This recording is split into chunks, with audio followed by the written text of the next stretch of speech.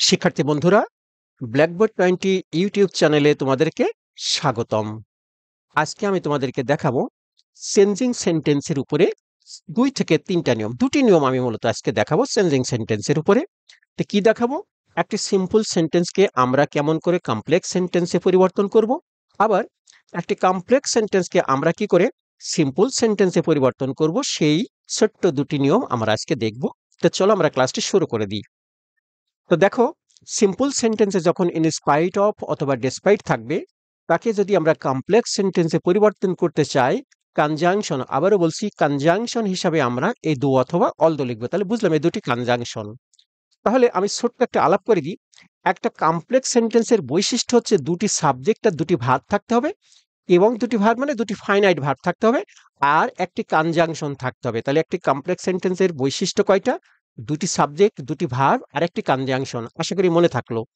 একটা সিম্পল সেন্টেন্সের মধ্যে থাকবে একটি সাবজেক্ট, একটি ফাইনাইট ভার্ব। এখন আসো, এই আমাদের সিম্পল সেন্টেন্স। এই সিম্পল সেন্টেন্সের মধ্যে একটি সাবজেক্ট আর একটি ফাইনাইট ভার্ব আছে কিনা আমরা একটু দেখে নিই। এটি তোমাদের প্রাথমিক আইডিয়া থাকতে হবে, এই ধারণা। ডেসপাইট রানিং ফাস্ট, জোরে দৌড়ানো সত্ত্বেও, he could not win the race, সে প্রতিযোগিতায় জয়লাভ করতে পারেনি। জোরে দৌড়েছে কে? সে। প্রতিযোগিতায় জয়লাভ করতে পারেনি কে? সেটাও সে। অর্থাৎ এই দুটি অংশের সাবজেক্ট কিন্তু একই জিনিস, একই জন, সেটি হচ্ছে হি। কিন্তু এখানে কিন্তু সাবজেক্ট দেওয়া নেই, তাহলে আমাদের একটা সাবজেক্ট বানাইতে হবে।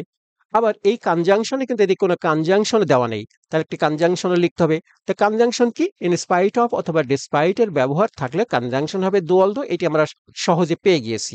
তো আমরা শুরু করে দিই। আমরা প্রথমে কি করবো? ডিসপাইটটা কেটে দেবো। কেটে দিয়ে আমরা একটা কনজাংশন লিখবো। কনজাংশনটা আমরা লিখলাম হচ্ছে এই যে দো। এই দোটা আমরা লিখে দিয়েছি। ইচ্ছা করলে তোমরা অলদো লিখতে পারো, তো আমি যে অলদো লিখে দিলাম। তোমাদের দুটি লেখার কোনো দরকার নেই, যে কোনো একটি লিখে দেবে, যে কোনো একটি। তাহলে একটি কনজাংশন, আমাদের কমপ্লেক্স সেন্টেন্সের একটি শর্ত কিন্তু পূরণ হয়েছে। কনজাংশন লিখেছি। আর কি থাকবে? দুটি সাবজেক্ট, দুটি ভার্ব। এখানে কোন সাবজেক্ট নেই, কিন্তু আমরা দেখেছিলাম যে এই সাবজেক্টটাই এই অংশের সাবজেক্ট, তাহলে সেই সাবজেক্টটাও আমরা বসিয়ে দিলাম হি। আবার বলেছিলাম যে দুটি ভার্ব লাগবে। তো একটি ভার্ব এখানে কুড নট উইন আছে, কিন্তু এখানে রানিং, এটা বলেছে নন ফাইনাইট ভার্ব। একে আমাদের ফাইনাইট ভার্বে রূপান্তরিত করতে হবে। তখন আমরা কি করব? যেহেতু এই ভার্বটি পাস্ট টেন্সে, তাই এই ভার্বটাকে আমরা পাস্ট ফর্মে লিখব। আমরা লিখলাম র্যান। এখন এই সেন্টেন্সের বাকি অংশে কি ফার্স্ট, সেটা বসিয়ে দিলাম। কমাটা আছে সেটিও বসিয়ে দেখব। কমপ্লেক্স সেন্টেন্সের যখন শুরুতে এরকম কনজাংশন থাকবে না, তখন কিন্তু কমপ্লেক্স সেন্টেন্সের দুটি সেন্টেন্সের মাঝে একটি কমা খুবই বাধ্যতামূলক। আমরা বসিয়ে দিলাম। এখন আমরা কি করব? আমরা এই সেন্টেন্সটাকে কপি করব, একেবারে নকল করে বসিয়ে দেবো। খেয়াল করো, আমি বসিয়ে দিলাম হি could not win the race. তো এই সেন্টেন্স সম্পর্কে আরেকবার বলি। আমি বলেছিলাম একটা কমপ্লেক্স সেন্টেন্সের 3টা বৈশিষ্ট্য থাকবে। একটি কনজাংশন আছে, দুটি সাবজেক্ট, এই একটি সাবজেক্ট, এই একটি সাবজেক্ট আছে, আরো দুটি ফাইনাইট ভার্ব। এই র্যান একটি finite verb, could not win এই একটি ফাইনাইট ভার্ব। আশা করি আমরা বুঝতে পেরেছি। এইটা যদি বুঝতে পারি, এই সেন্টেন্সটা সহজ হয়ে গিয়েছে। আমরা ইন স্পাইট অফ কেটে দেবো। একটু বাংলাটা করে নিই। In spite of her being ill, তার অসুস্থতা সত্ত্বেও, তার অসুস্থ হওয়া সত্ত্বেও, she goes to school everyday, সে প্রতিদিন স্কুলে যায়। সে প্রতিদিন স্কুলে যায়, সেই প্রতিদিন অসুস্থ থাকে। তাহলে দুটি অংশের সাবজেক্ট হবে একই ব্যক্তি। তো আমরা এই ইন স্পাইট অফ কেটে দেবো, কেটে দিলাম। আমরা এই সাবজেক্টটাকে শুরুতে লিখবো, তার আগে যে একটা কনজাংশন, এটা কেটে দেওয়ার পরে কনজাংশনটা লিখবো, লিখলাম অলদো। এবার আমি দো লিখলাম না। তোমরা পারলে লিখো, না পারলে নয়। এখন আমরা কি করবো? এই সাবজেক্টটাকে এখানে আনবো, অর্থাৎ এই যে পসেসিভ ফর্ম, এটাকে আমরা সাবজেক্ট বানিয়ে দিলেই হবে। তো আমরা লিখলাম শি, এইটি আমাদের সাবজেক্ট হয়ে গেল। এই ভার্বটা আছে প্রেজেন্ট ফর্মে। আমরা এখানকার ভার্বটা পাস্ট ফর্মে ছিল, তাই আমরা এই রানিংকে এখানে পাস্ট ফর্মে লিখেছি। এবার আমাদের ভার্বটা প্রেজেন্ট ফর্মে, তাই এই যে বি ভার্বটাকে আমরা প্রেজেন্ট ফর্মে লিখবো। আমরা জানি সি এর পরে ইজ বসে, এই যে এটি আমাদের প্রেজেন্ট ফর্ম। তাহলে আমাদের কনজাংশন হলো, একটি সাবজেক্ট হলো, এখানে একটি ভার্ব হলো, আরেকটি ভার্বটা দিকে দেওয়াই আছে, সাবজেক্টও দেওয়া আছে। তাহলে আমরা কি হলো? বাক্যের বাকি অংশে বসিয়ে দিই। একটি মাত্র শব্দ রয়ে গেছে ইল, এই কমাটা আমরা লিখবো, একটু আগে বলেছি। এই অংশটা আমরা কপি করব, বসিয়ে দিলাম। খেয়াল করো, এ আমাদের কনজাংশন, এ আমাদের সাবজেক্ট, এ আমাদের সাবজেক্ট, দুটি সাবজেক্ট, এ আমাদের ফাইনাইট ভার্ব, এ আমাদের ফাইনাইট ভার্ব। আমাদের কমপ্লেক্স সেন্টেন্সের শর্ত পূরণ হয়েছে। এইবার আমরা বলেছিলাম যে এখানে দুটি এক্সেপশনাল সেন্টেন্স দেখব। প্রথম বাক্যটি হচ্ছে in spite of heavy rain, প্রবল বর্ষণ সত্ত্বেও, the children continued playing football, ছেলেমেয়েরা ফুটবল খেলা চালিয়ে গেল। খেয়াল করো, এই বাক্যটির সাবজেক্ট আছে ছেলেমেয়েরা, কিন্তু in spite of heavy rain, প্রবল বর্ষণ হওয়া সত্ত্বেও এই বাক্যের সাবজেক্ট কিন্তু এবার এই চিলড্রেনরা হতে পারছে না, অর্থাৎ দুটি বাক্যের সাবজেক্ট আলাদা আলাদা। আমরা এখন এইখানে সাবজেক্টটা লিখব কি? যখন আমরা এদিকে কোনো সাবজেক্টের নামগন্ধ খুঁজে পাবো না, সাধারণত সেই জাতীয় বাক্যের সাবজেক্ট হয় ইট, সেটাকে আমরা ইম্পার্সোনাল ইট বলি। যাই হোক, আমরা প্রথমে এই অংশটা কেটে দেব। আমরা কেটে দিলাম। কেটে দিয়ে আমরা লিখব একটা দো অথবা অলদো কনজাংশন হিসাবে আমরা লিখলাম দো। ইচ্ছা করলে অলদো লিখতে পারো। তারপর আমরা কি করব বলেছিলাম যে এদিকে দ্য চিলড্রেন আমরা সাবজেক্ট পেয়েছি, কিন্তু এই অংশের সাবজেক্ট এই চিলড্রেন নয়, অতএব আমরা একটা ইট লিখব। এই যেটা আমরা লিখে দিলাম। এবার আমরা কি করব, এদিকে একটি ভার্ব লাগবে। তো খেয়াল করো, হেভি রেইন, প্রবল বর্ষণ, এইটি আমাদের গুণবাচক শব্দ, আর এটি হচ্ছে নামবাচক শব্দ বৃষ্টি। এখানে কিন্তু বৃষ্টি হওয়া বলে নাই। আমরা জানি রেইনকে আমরা সহজেই বৃষ্টি হওয়া বানিয়ে দিতে পারি, এটা আমরা ভার্ব হিসাবে লিখব। এখন প্রশ্ন হচ্ছে ভার্বের কোন ফর্মে লিখব? খেয়াল করো, এইখানে যখন পাস্ট ফর্মে ছিল, এই ভার্বটাকে আমরা এখানে পাস্ট ফর্মে বানিয়েছিলাম, মনে আছে তো? আবার আমাদের বোর্ডে দেখে নিই আমরা। এইখানেও কিন্তু ভার্বটা পাস্ট ফর্মে আছে। তাহলে এই ভার্বটাকে আমরা পাস্ট ফর্মে যদি লিখি তাহলে রেইনড হবে। কিন্তু সমস্যা আছে একটি। কি সমস্যা একটু বলে দিই। খেয়াল করো যে in spite of heavy rain, প্রবল বর্ষণ হওয়া সত্ত্বেও the children continued playing football, ছেলেমেয়েরা ফুটবল খেলা চালিয়ে গেল। অর্থাৎ যখন প্রবল বর্ষণ হচ্ছিল তখন ছেলেমেয়েরাও কিন্তু খেলছিল। দুটি ঘটনা একই সাথে ঘটছিল। তখন অন্তত অ্যাক্টিভ টেন্স কন্টিনিউয়াস ফর্মে হইতে হবে, অর্থাৎ চলমান হইতে হবে। তো কন্টিনিউয়াস ফর্মে লিখতে হলে কি করতে হয়? ভার্বের আগে একটা বি ভার্ব লাগিয়ে দিতে হয়, এম ইজ আর ওয়াজ আর। তারপর ভার্বটাকে আইএনজি ফর্মে লিখতে হয়। এই বাক্য পড়ে আমরা বুঝতে পেরেছি যখন বৃষ্টি হচ্ছিল ছেলেমেয়েরাও খেলছিল। তাহলে এই হচ্ছিল বানাইতে হলে অ্যামিজার অথবা ওয়াজার প্লাস ভার্বের আইএনজি লিখতে হবে। এখন এটি যেহেতু ভার্বের পাস্ট ফর্মে, তাই এটিকে আমরা পাস্ট কন্টিনিউয়াস ফর্মে লিখব। তো পাস্ট কন্টিনিউয়াস লিখতে কি লাগে? ওয়াজ ওয়ার লাগে। তাহলে এটার পরে আমরা লিখব ওয়াজ। এই ভার্বটাকে আমরা বানিয়ে দেব আইএনজি ফর্মে, রেইনিং। তাহলে এটি ভার্বের আইএনজি হয়ে গিয়েছে। খেয়াল করো, এই ভার্বটাকে আমরা পাস্ট ফর্মে লিখেছিলাম। এই ভার্বটাকে এখানে পাস্ট ফর্ম থাকা সত্ত্বেও আমরা এটিকে পাস্ট ফর্ম লিখতে পারি নাই, এই বাক্যের অর্থের উপরে নির্ভর করে। আমরা লিখলাম দো ইট ওয়াজ রেইনিং। এবারে যে হ্যাভি, এই শব্দটা আমরা অ্যাডভার্ব হিসেবে লিখে দেবো হ্যাভিলি, তারপর একটা কমা দেব। এবার আমি হ্যাভিলি সম্পর্কে তোমাদের একটু আইডিয়া দিই। আমি আগেই বলেছিলাম যে এক্সেপশনাল সেন্টেন্স আমি তোমাদেরকে দেখাবো। তো হ্যাভিলি ইচ্ছা করলে এখানে কিন্তু এই যে হ্যাভি কিন্তু রেইনের আগে আছে। রেইনের আগে যখন আসে তখন এই রেইনটা কিন্তু নাউন, নাউনের আগে এটা আছে অ্যাডজেক্টিভ হিসাবে। এখন এই রেইনকে আমরা বানিয়ে দিছি ভার্ব।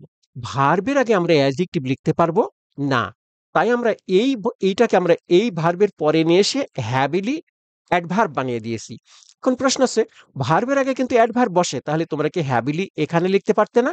যেমন দো ইট ওয়াজ হ্যাভিলি রেইনিং, কি লিখতে পারতে কি পারতে না? উত্তর হচ্ছে পারতে। তোমরা লিখতে পারতে, কোনো সমস্যা ছিল না। আমি নিজে হইলে এমন করে লিখতাম, দো ইট ওয়াজ হ্যাভিলি রেইনিং, কোনো সমস্যা ছিল না। ইচ্ছা করলেই হ্যাভিলি আমরা এখানে লিখতে পারতাম। কিন্তু বাজারের সচরাচর বইগুলোতে এই হ্যাভিলি শব্দটা কিন্তু এইখানে থাকে, সরি, এই সামনে লেখা থাকে না। সাধারণত এটা তোমাদের আনসার শিটে তোমরা দেখবা এইখানে পাবে তোমরা। তাই আমি তোমাদেরকে এইখানে দিয়েছি। তোমরা ইচ্ছা করলেই এই হ্যাভিলি শব্দটা এইখানে লিখে দিতে পারো, কিন্তু সেটা লিখতে হবে অ্যাডভার্ব ফর্মে। এইটা হ্যাভি কেন? কারণ এইটা নাউন, নাউনের আগে অ্যাডজেক্টিভ বসে। এটি কিন্তু অ্যাডজেক্টিভ। কিন্তু এখানে হ্যাভিলি যখন লিখবো তখন এটি যেহেতু ভার্ব, তখন হ্যাভিলি এখানে লিখলেও অ্যাডভার্ব, এখানে লিখলেও অ্যাডভার্ব। আশা করি এই অংশটা ভালো করে বুঝতে পেরেছো। তারপর আমরা কমাও তো বসিয়ে দিয়েছি। এই অংশটা কি করব মনে আছে তো? কপি করব। তো আমরা এই যে কপি করলাম, the children continued playing football. তো এইটি হচ্ছে আমাদের একটি এক্সেপশনাল সেন্টেন্স। আমি তোমাদেরকে বলেছিলাম আমি দুটি সেন্টেন্স দেখাবো। তো এটি আসলে মুছে দিয়ে আমরা আরেকটা সেন্টেন্স লিখে নেব। সেটা হচ্ছে এইটি, ডেসপাইট দেয়ার স্মল সাইজ, তাদের সাইজ ছোট হওয়া সত্ত্বেও, ants can carry heavy loads, পিঁপড়ারা ভারী বোঝা বহন করতে পারে। তার মানে কি, এই ছোট সাইজ কাদের? পিঁপড়ার। তাহলে এদিকে কিন্তু সাবজেক্টকে এই অংশের সাবজেক্টও অ্যান্ডস মানে পিঁপড়া, আবার এই অংশের সাবজেক্টও অ্যান্ডস মানে পিঁপড়া। তাহলে আমরা এইবার বুঝতে পেরেছি দুইটা অংশেই কিন্তু পিঁপড়ারা সাবজেক্ট। আচ্ছা, এখন একে আমরা কি করব? এই যে আমরা শিখেছি সিম্পল আছে, আমরা এখন কমপ্লেক্স করব। আমরা তো সিম্পল থেকে কমপ্লেক্সে আলাপ করছি, তাই না? এখন কমপ্লেক্স করতে গেলে কি করব? আমরা ডেসপাইট কেটে দেব।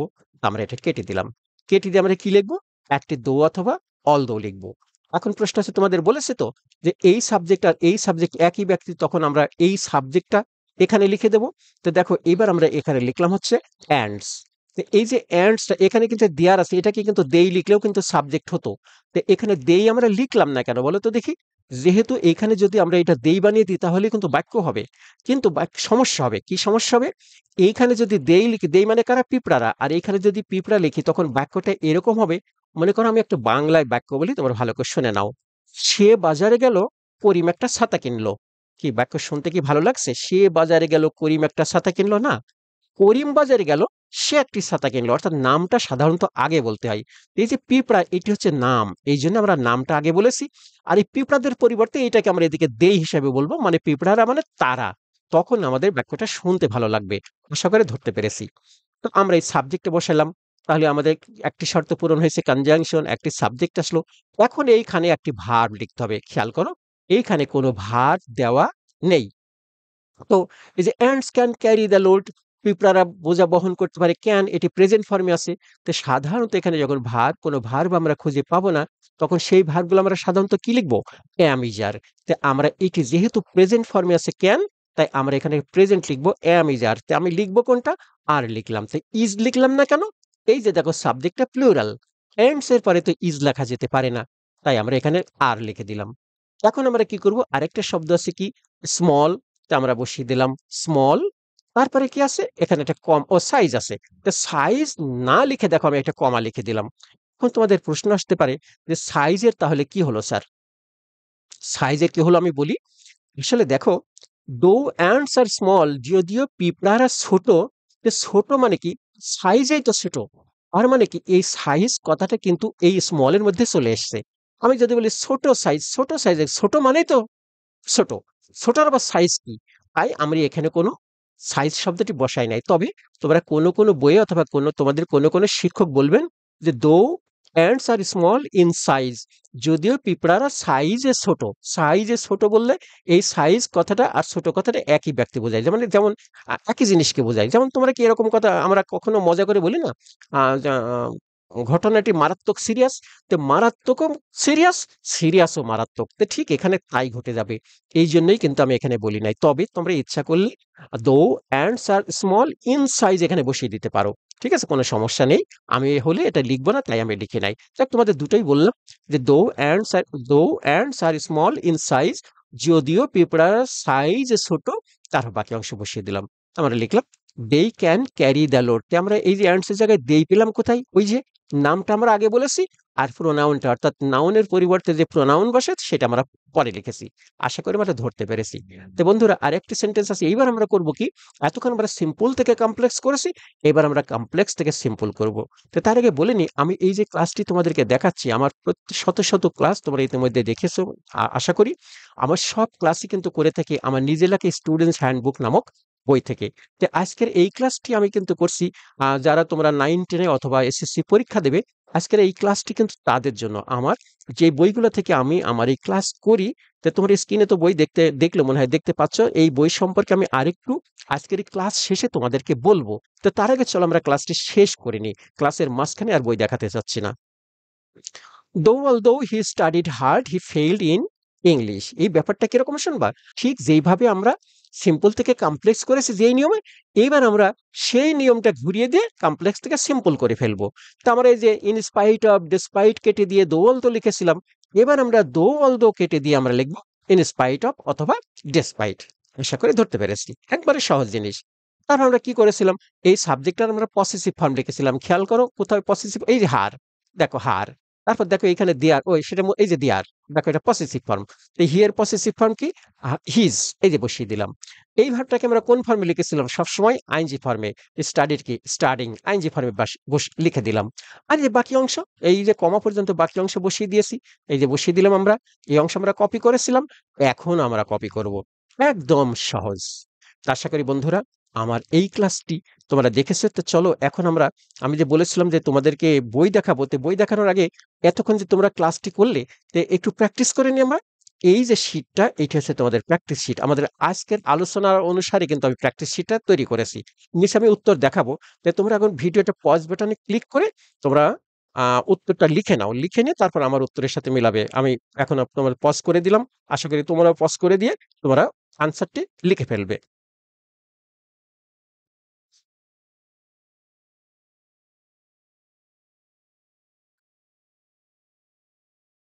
কি আশা করি তোমরা এতক্ষণে ভিডিওটা পজ বাটনে ক্লিক করে তোমরা আনসার লিখে ফেলেছিল। চলো লিখে ফেলেছো। চলো এবার আমরা আমাদের উত্তরটা দেখে আসি। এই হচ্ছে আমাদের আনসার শিট। এই হচ্ছে আমাদের আনসার শিট। এখন তোমাদের উত্তরটি মিলে নাও। আমি বলেছিলাম যে বন্ধুরা আজকে আমি তোমাদেরকে আমার বইগুলি সব দেখিয়ে দেবো। তো দেখো আমার প্রথম বইটি, এই যে সংক্ষিপ্ত সিলেবাস এসএসসি 2026। তোমরা যারা 26 সালে পরীক্ষা দেবে তোমরা জানো তোমাদের গ্রামার থাকবে 9টি। 26 সালের পরীক্ষার্থীদের গ্রামার থাকবে 9টি।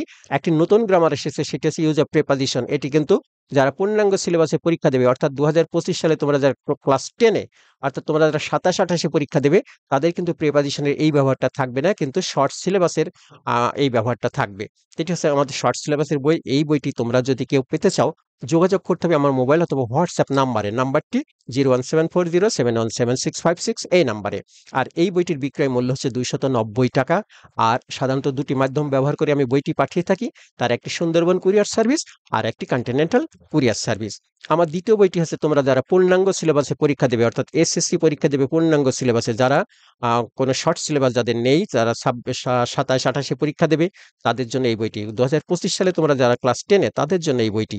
এই বইটির বিক্রয় মূল্য হচ্ছে 340 টাকা। যোগাযোগ একই নাম্বারে, হোয়াটসঅ্যাপ অথবা মোবাইল। আমার তৃতীয় বইটি হচ্ছে ষষ্ঠ থেকে দশম শ্রেণীর। এই একই বইয়ের মধ্যে ষষ্ঠ থেকে দশম শ্রেণীর সকল গ্রামার আছে। এই সকল গ্রামারের সম্বলিত এই বইটির বিক্রয় মূল্য 350 টাকা। যোগাযোগ একই নাম্বারে। আমার শেষ বইটি হচ্ছে ষষ্ঠ সপ্তম শ্রেণীর জন্য আমার খুব প্রিয় বইটি। আমার নিজের কাছে বইটি অনেক ভালো লেগেছে এই বইটি। তো এই বইটির বিক্রয় মূল্য একইভাবে 290 টাকা। যোগাযোগ করতে হবে একই নাম্বারে। তা আজকে আর নয়, খুব শীঘ্রই দেখা হবে তোমাদের সাথে নতুন কোনো ক্লাস নিয়ে। আজকের এই ক্লাসটি দেখার পরে তোমার মুখের ভাবটা কি এমন হয়েছে? তো যদি এমন হয় তাহলে কিন্তু এতক্ষণ একটি লাইক করে ফেলেছো। আর কমেন্টস করলে আমি আরো খুশি হব। আমার চ্যানেলের সকল ক্লাসের আপডেট পেতে সাবস্ক্রাইব করে ফেলো। আর ক্লাসটি বন্ধুদের সাথে শেয়ার করে দিলে অনেক খুশি হব। আজকে আর নয়, খুব শীঘ্রই দেখা হবে নতুন ক্লাস নিয়ে। সেই পর্যন্ত সবাইকে আল্লাহ হাফেজ।